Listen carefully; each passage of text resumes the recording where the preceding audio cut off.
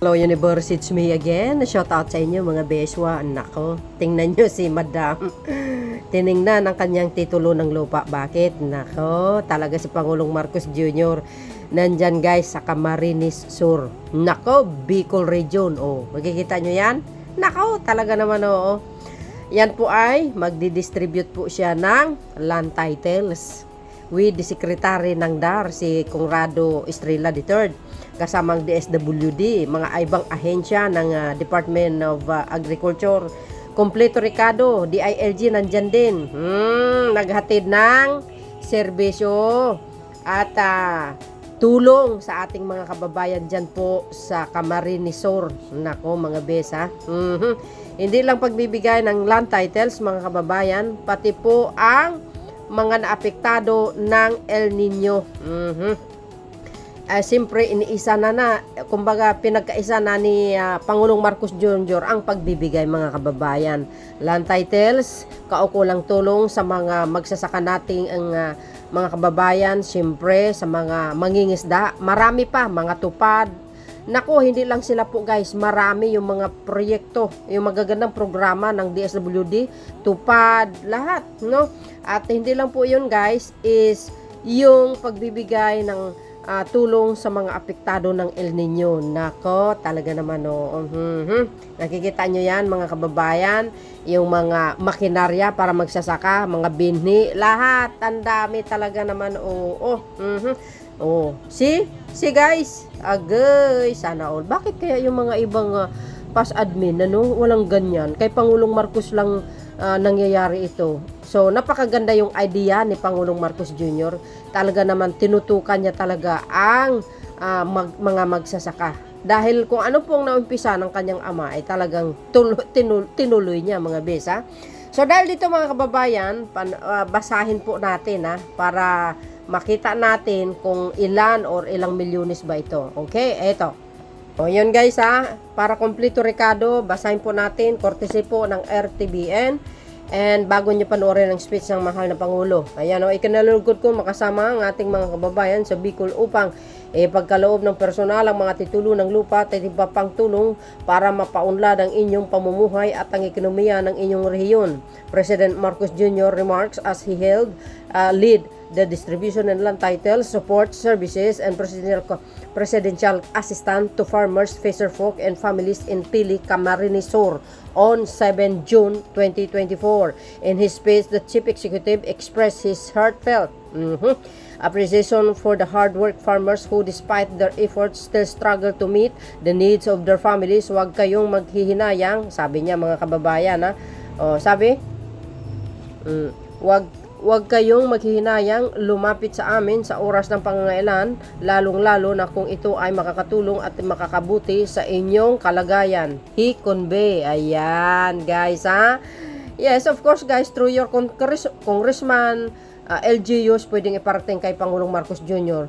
ang inyong mga pangangailan. Siyempre, pangangailangan, ora mismo yan. He underscored that the farming equipment and financial assistance extended today form part of the administration's steadfast commitment to uplift their lives and of their families. Ayan. Apart from this, key infrastructure projects have been lined up for the region designed to improve mobility and economic growth, including the Camarines Expressway. Yan ang mga gagawin dyan po sa lugar ng Camarines Sur. Agay, nako, talaga naman. Pasakaw, Palatan Tourist Coastal Road, and the new Naga Airport Development. Ay, wow, grabe. Magkakaroon sila ng bagong airport. Nako. In response to ongoing El Nino crisis affecting over 80,000 families in the region, President Jr. likewise announced 60.28 million monetary aid from the Office of the President. Ay, grabe, laki nito guys. Office of the President for the province of Camarines Sur and Camarines Norte. Nako, grabe yung sobra ikang tulong-tulong sa inyo mga bis. He called on all the government agencies to continue providing essential services and support, particularly to those affected by natural disaster. All the same, he urged the public to actively participate and continue supporting the government program, utilize the assistance provided, and embrace modern agriculture practices to improve their livelihood. Umaasa akong patuloy tayong makapagbigay ng lakas, ayan sabi niya, sa isa't isa nang maisulong natin ang mas maunlad, maliwanag at masaganang bukas para sa bawat Pilipino. President Marcos Jr. concluded in his message. Ayan guys kompleto Ricardo.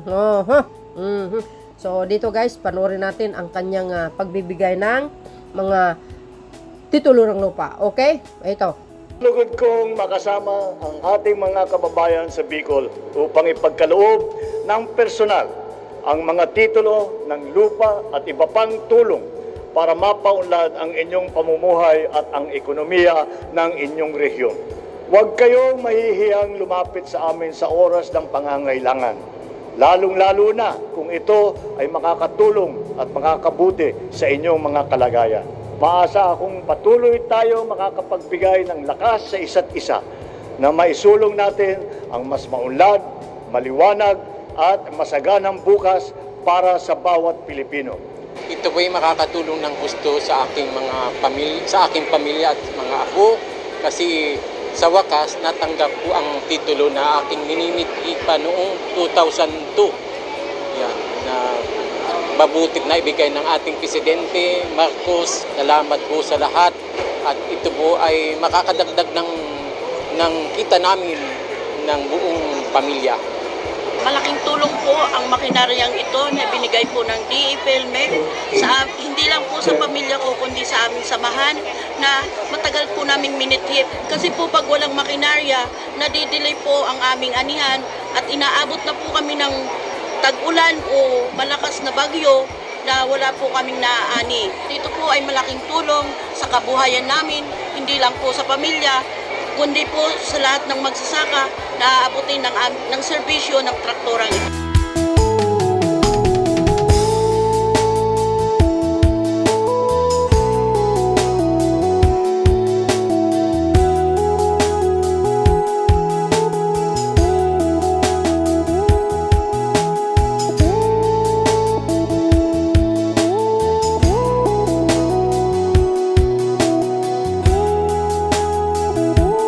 So yun guys, napanood nyo? Ayan. Congratulations sa mga taga Camarines Sur po. Ayan. So abangan nyo po ang Pangulo sa inyong mga lugar, mga kababayan. See you again guys on my next upload video. Bye bye bye and babus. God bless Philippines.